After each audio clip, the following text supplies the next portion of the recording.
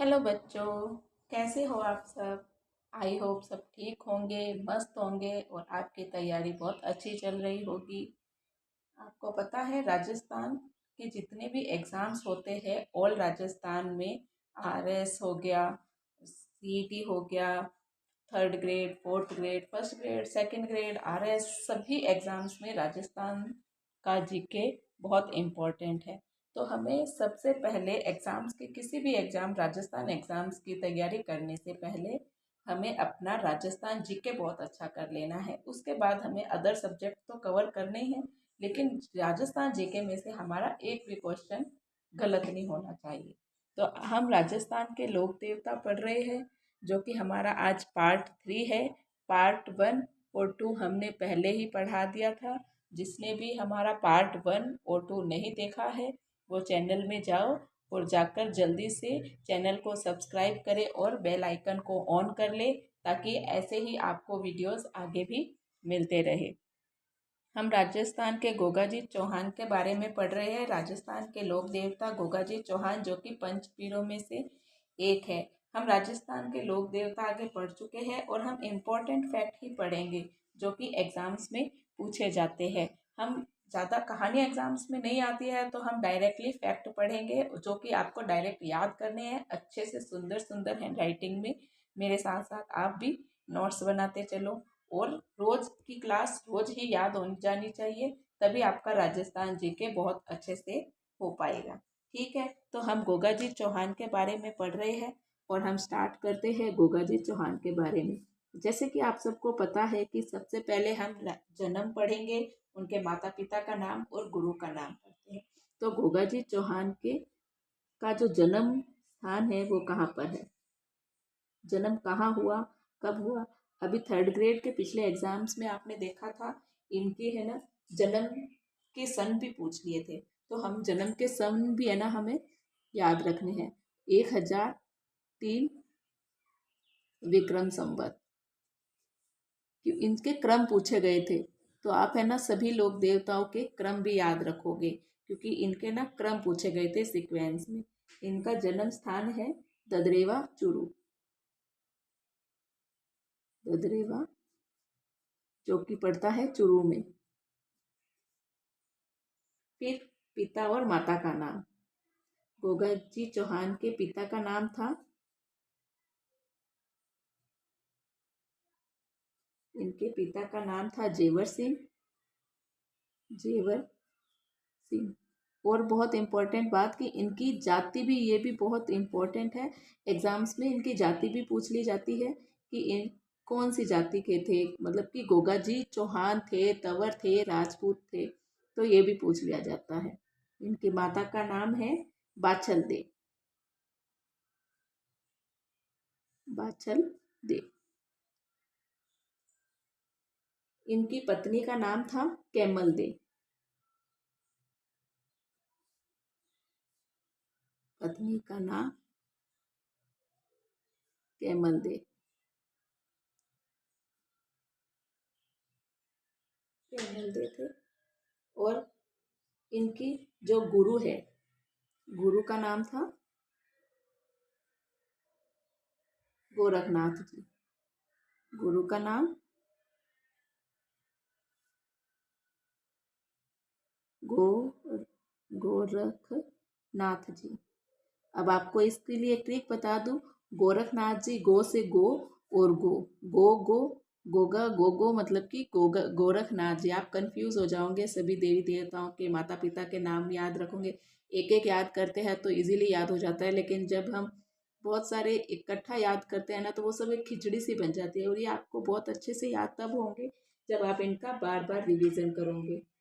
जो इनके जो गुरु गोरखनाथ जी थे, इन्हें सांपों में सिद्धि प्राप्त थी, सांपों में सिद्धि प्राप्त थी।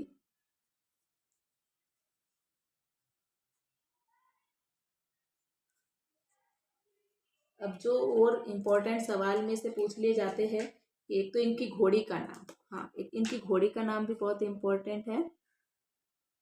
घोड़ी, जिस जिस देवताओं की घोड़ी होगी, लोक देवताओं की, उनकी घोड़ी का नाम भी जरूर बताऊंगी मैं। घोड़ी का नाम नीली घोड़ी, नीली घोड़ी।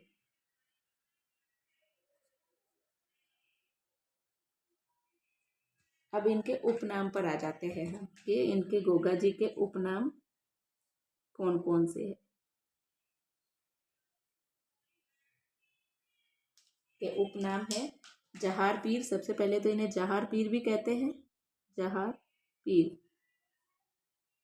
जहार पीर महमूद गजनबी ने कहा था इन्हें, क्योंकि इन्होंने सांपों के देवता कहा जाता था। इन्होंने बहुत सारे सांपों को मारा था, जो कि तो इन्हें महमूद गजनबी ने कहा।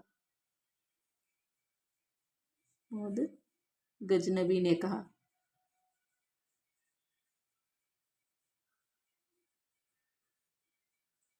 और इनके उपनाम हैं जैसे कि मंडुलिक। जहार पीर का साक्षात अर्थ क्या है? इनका साक्षात अर्थ है, जैसा कि मैंने बताया था, साक्षात देवता। साक्षात देवता। इन्हें साक्षात देवता क्यों कहा जाता है? क्योंकि जब ये विवाह करने जा रहे थे तो विवाह से पहले केलम दे को सांप ने डस लिया था।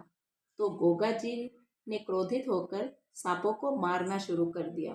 तब नाग देवता प्रकट हुए और उन्होंने केलम दे का जहर निकाला और केलम दे जो इनकी पत्नी थी उन्हें पुनर्जीवित किया। गोगा जी को इसी कारण नागों के देवता या साक्षात देवता भी कहा जाता है। नागों के देवता कह दो, साक्षात देवता कह तो इन्हें जिंदा पीर भी कहते हैं। जिंदा पीर। जिन जिन लोक देवताओं के उपनाम है ना, आप इनके उपनाम भी जरूर याद करिएगा। जिंदा पीर, सांपों के देवता कह दो या नागों के देवता कह दो, एक ही बात है। सांपों के देवता।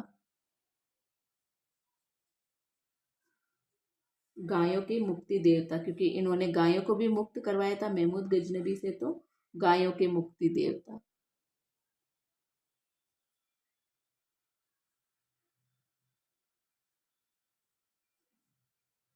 गायों के मुक्ति देवता। इनका प्रतीक चिन्ह कौन सा है?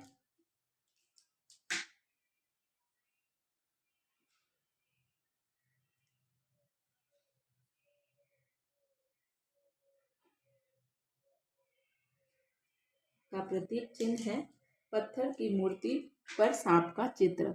आपने अधिकतर देखा होगा कि गोगा जी की पूजा की जाती है जहाँ पर दीवारों पर, पत्थर पर, कहीं पर भी काले रंग से, कोयले से पत्थर की मूर्ति पर सांप का चित्र अंकित कर दिया जाता है।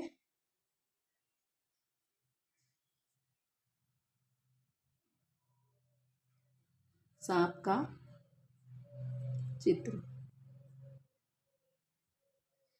छोटा मंदिर होता है जो उसे कहते हैं थान।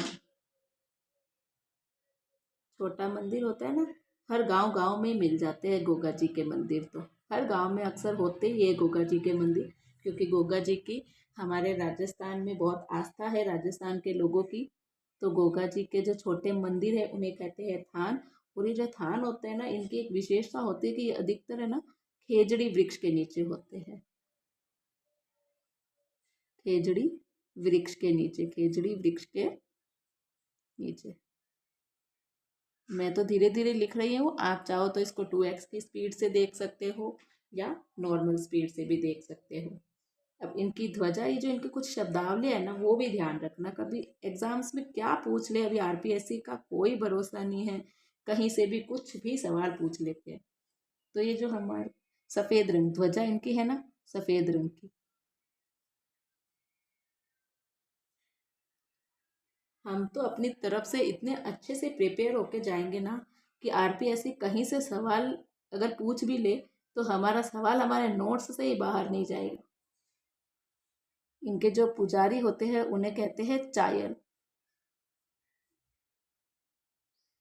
पुजारी चायल। जो इनके मौसेरे भाई थे अर्जन सर्जन, जिनसे जमीन के कारण विवाद हुआ था इनका, वो इनके मौसेरे ही भाई थे। मौसेरे भाई।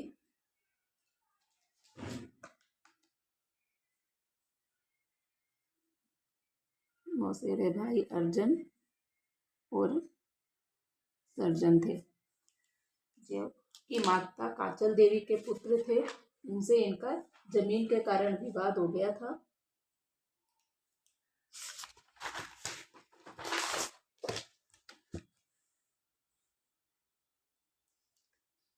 गोगा जी ने नाग देवता ताक्षक को पराजित किया था। एग्जाम्स में सवाल पूछ लेते हैं कि गोगा जी ने किसको पराजित किया था, किस नाग देवता को। तो गोगा जी ने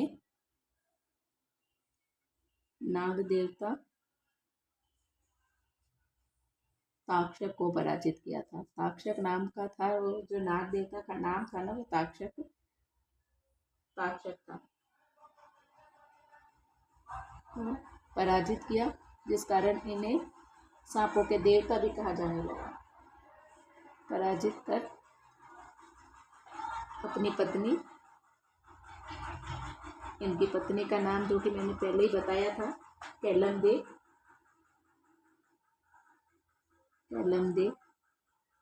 को पुनर्जीवित करवाया।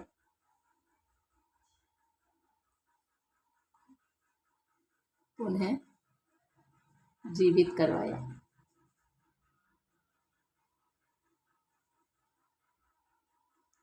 पुनः जीवित करवाया था।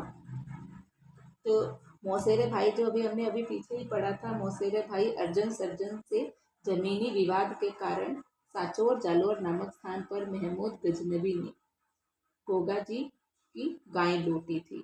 गाय कहाँ लूटी थी गोगा जी की, हमने अभी पहले ही पढ़ लिया है पीछे कि मैं अर्जुन सर्जन से विवाद हुआ था, जो कि इनके मौसेरे भाई थे।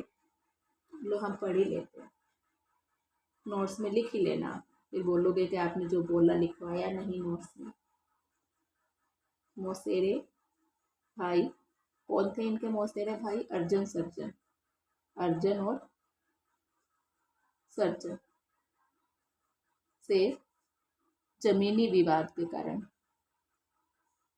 जमीनी विवाद के कारण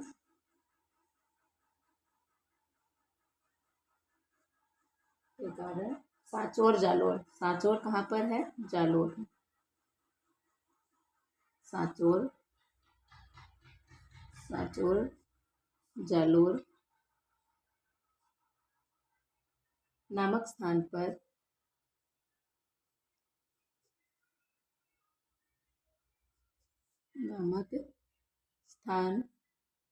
दो बार हो गया, सॉरी, नामक स्थान पर महमूद गजनबी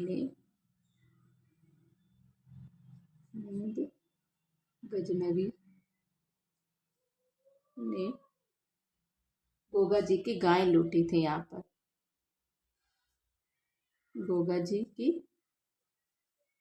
गाय लूटी।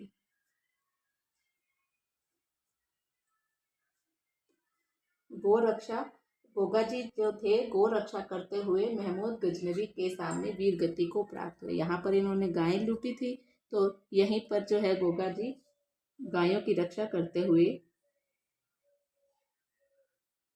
गोगा जी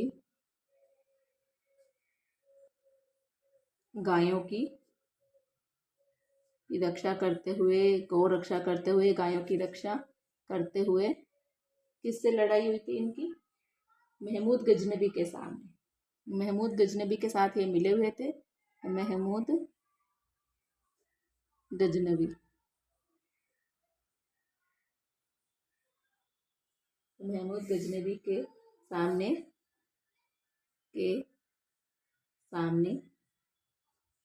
वीर गति को प्राप्त हुए। वीर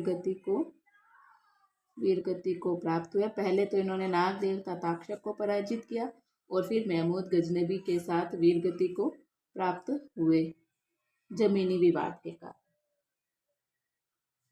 गोगा जी व गजनबी के जो इन दोनों के युद्ध का जो वर्णन होता है ना, ये कहाँ मिलता है? कवि मेह में। कवि मेह ने किया। गोगा जी व गजनबी नवी के युद्ध का वर्णन किसने किया? कवि मेह ने।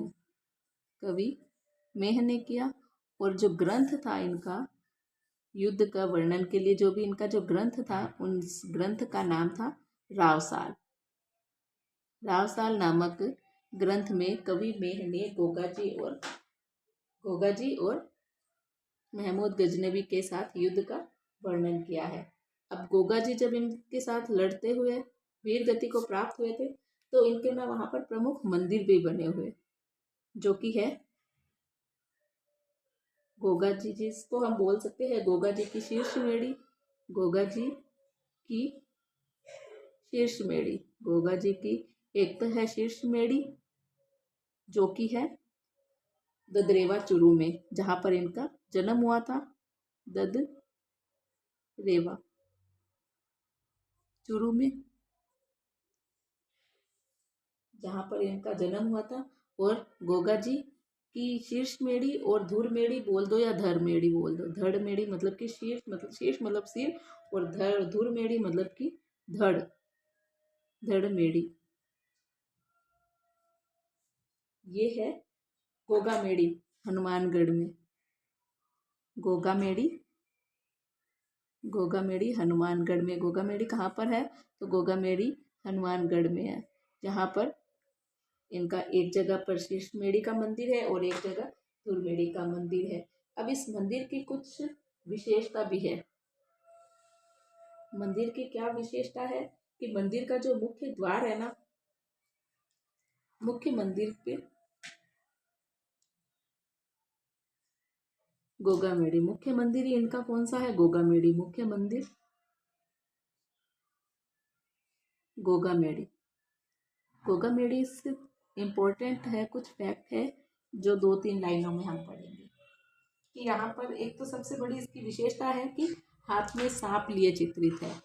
कौन है? तो गोगा जी होंगे ऑब्वियसली। तो गोगा जी हाथ में, क्योंकि उन्हें सांपों के देवता कहा जाता है, तो हाथ में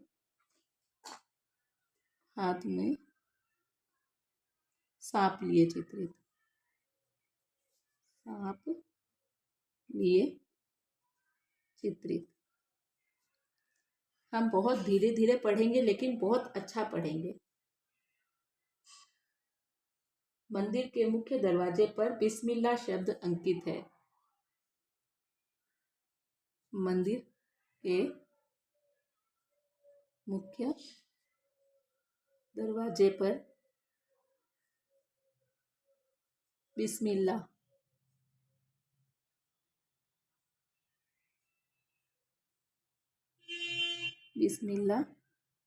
शब्द अंकित है, जो कि अरबी भाषा का है। अब आप ये तो इम्पोर्टेंट नहीं है कि ये अरबी भाषा का है, लेकिन मुख्य दरवाजे पर बिस्मिल्लाह शब्द अंकित है। कौन सा शब्द अंकित है, ये बहुत इम्पोर्टेंट है। अरबी भाषा में लिखा हुआ है, और बिस्मिल्लाह शब्द का अर्थ भी लिख ही लो। इसका अर्थ क्या होता है? शुभ होना। अर्थ है इसका शुभ होना।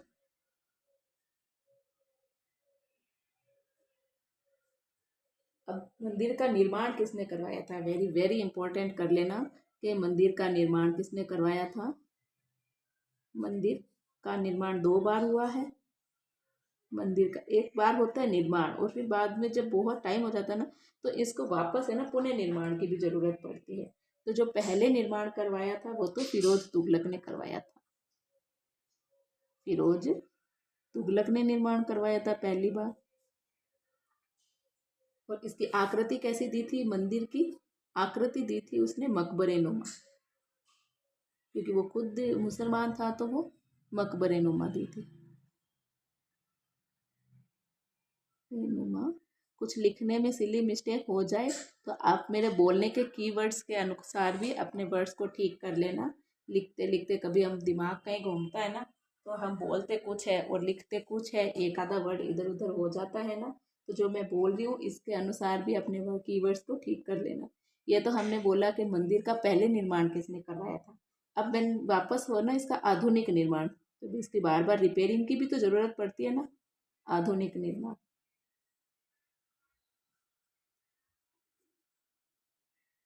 आधुनिक निर्माण करवाया था बीकानेर के राजा गंगा सिंह ने। गंगा सिंह ने गंगा सिंह। ब्रैकेट में लिख लो, ये कहाँ के राजा थे? बीकानेर के महाराजा थे, गंगा सिंह थे बीकानेर के। इतना डिटेल में आपको कोई नहीं पढ़ाएगा जितना मैं पढ़ा रही हूँ आपको।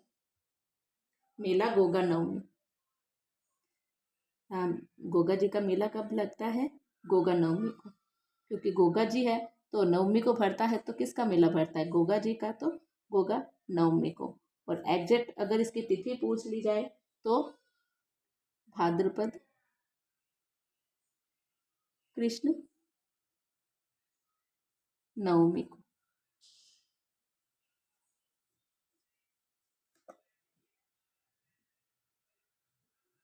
मेले में गोगा नृत्य का आयोजन किया जाता है। मेले में गोगा नृत्य का आयोजन किया जाता है।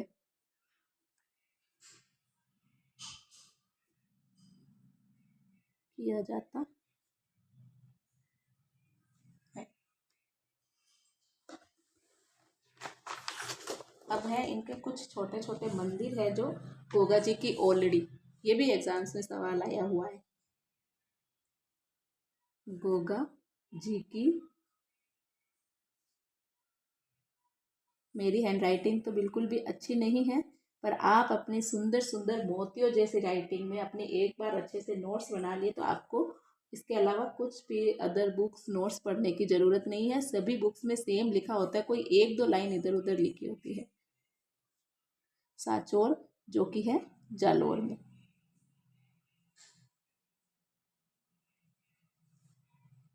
इसका निर्माण तो कोई इतना इम्पोर्टेंट नहीं है, अभी तक सवाल नहीं देखा गया है। इस मंदिर पर गोगा जी की, ये जो मंदिर है ऑलरेडी, यहाँ पर क्या हुआ था, गोगा जी की गाय गजनवी ने लूटी थी। ठीक है, लिखने की जरूरत नहीं है। गोगा जी की शीर्ष मेड़ी ददरेवा चुरू में है, ये तो हमको पता ही है। इस मंदिर पर गोगा बप्पा नीली घोड़ी का अस्तबल है। ये जो मंदिर है ऑलरेडी, जो कि इनकी झोपड़ी जहाँ पर ये रहते थे, ठीक है, समझ जाए। इस स्थान पर, इस स्थान पर गोगा बप्पा, गोगा जी को गोगा बप्पा भी कहते हैं, गोगा बप्पा। गोगा बप्पा की जो घोड़ी है नीली घोड़ी, इनका नाम था, मैंने पीछे भी बताया है, नीली घोड़ी इनका अस्तबल है।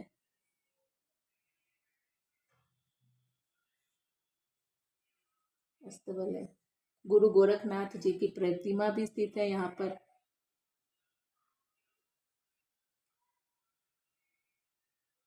गुरु गोरखनाथ जी की प्रतिमा भी स्थित है यहाँ पर।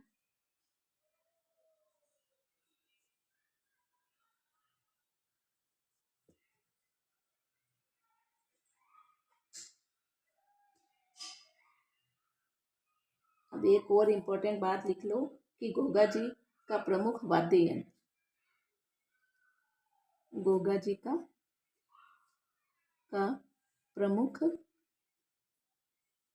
वाद्य यंत्र, वाद्य यंत्र कौन सा है? डेरू। ये थी गोगा जी के बारे में सामान्य जानकारी। कैसी लगी आपको जानकारी? अगर आपको ये जानकारी अच्छी लगी हो तो हमारे चैनल को लाइक शेयर एंड सब्सक्राइब जरूर करें और सपोर्ट करें। और ये जो राजस्थान जीके के बिल्कुल मैं जीरो से नोट्स बनवा रही हूँ, जिसने आज से पहले कभी राजस्थान जीके नहीं पढ़ा है, उसके लिए तो ये एकदम रामबाण औषधि का काम करेगी। हम एक बार फिर से हम गोगा जी चौहान को रिवाइज कर लेते हैं। गोगा जी चौहान का जन्म कहाँ हुआ था? 1000 कब हुआ था? 1003 विक्रम संवत। इस चीज को, डेट्स को बिल्कुल भी हल्के में मत लेना, क्योंकि अब आरपीएससी का पैटर्न बदल चुका है और बार बार अलग अलग पैटर्न के लेकर आ रहे हैं सवाल, और फिर होती है कट ऑफ बहुत कम जाती है, पेपर बोलते हैं बहुत हार्ड आया हुआ है। लेकिन ये सब चीज़ें हम जब पहले पढ़ रहे थे तब एग्जाम्स में नहीं पूछी जा रही थी, लेकिन अब जब ये एग्जाम्स में पूछी जा रही है तो आप इसके अंदर थोड़ा सा ये जरूर इसको वेरी वेरी इंपॉर्टेंट कर लो। Very very IMP। जन्म स्थान ददरेवा चूरू। पिता का नाम जेवर सिंह है और माता का नाम बाछल देव। पत्नी का नाम केमल दे है। गुरु का नाम गोरखनाथ जी। जो गोरखनाथ जी थे उन्हें सांपों में सिद्धि प्राप्त थी। घोड़ी का नाम नीली घोड़ी। उपनाम इनके, इन्हें भी इम्पोर्टेंट कर लो, ऐसे हैशटैग बना दो, वेरी वेरी हैशटैग से हम इम्पोर्टेंट है ये, ठीक है ना। जहार पीर, जो महमूद गजनबी ने कहा था ये साक्षात देवता, क्योंकि जब केमल देव को सांप ने डस लिया था तो इन्होंने सांप को अंधाधुंध मारना स्टार्ट कर दिया था, तो इसलिए ना महमूद गजनबी ने इन्हें साक्षात देवता कहा। जिंदा पीर, सांपों के देवता, गायों के मुक्ति देवता। प्रतीक चिन्ह है जो इनके पत्थर की मूर्ति पर सांप का चित्र। छोटा मंदिर को थान कहते हैं, जो कि खेजड़ी वृक्ष के नीचे होता है। इनकी ध्वजा को कहेंगे हम, सफ़ेद रंग की होती है इनकी ध्वजा, खेजड़ी वृक्ष के ऊपर ही होती है। इनके जो पुजारी होते हैं ना, हिंदू मुसलमान दोनों होते हैं। पुजारी जो मुसलमान है ना, इनके यहाँ लिख लो, उन्हें मुस्लिम पुजारी चायल कहलाते हैं। और मौसेरे भाई थे इनके अर्जुन सरकार। गोगा जी ने नाग देवता ताक्षक को पराजित कर अपनी पत्नी कैलमदे को पुनः जीवित करवाया था। मौसेरे भाई अर्जुन सर्जन से जमीनी विवाद के कारण सांचौर जालोर नामक स्थान पर महमूद गजनबी ने गोगा